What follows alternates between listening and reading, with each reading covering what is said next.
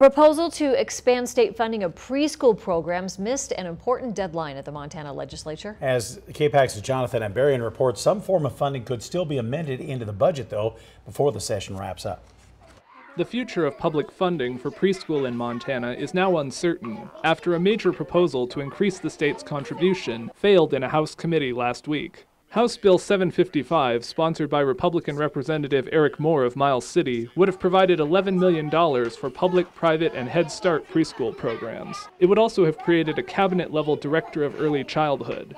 On Wednesday, immediately after the bill had its first hearing, 7 Republicans and 2 Democrats on the House Education Committee voted it down. HB 755 was far different from Governor Steve Bullock's original plan to fund preschool, but he supported it as a path to make preschool funding permanent. Representative Moore's bill was a good faith effort to try to say, how do we do this in the best way for our state, but most importantly for the kids that will be entering into our school system when they turn 5 years old. So it is really unfortunate that that bill was tabled in the House Education Committee.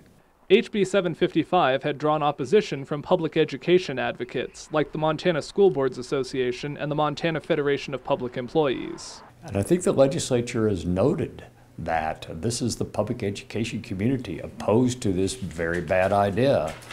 And I believe that has made all the difference right now where we are.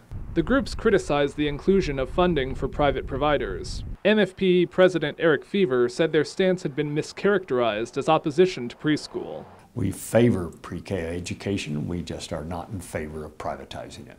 HB 755 failed to pass the House by a Monday deadline, so it is likely dead. But some form of preschool funding could still be amended into the budget before the end of the legislative session. In 2017, a late negotiation led to the creation of the STARS preschool pilot program, which provided some state funding for preschool. Bullock said he hopes lawmakers will look at the results of that program, where they've seen what a difference it makes.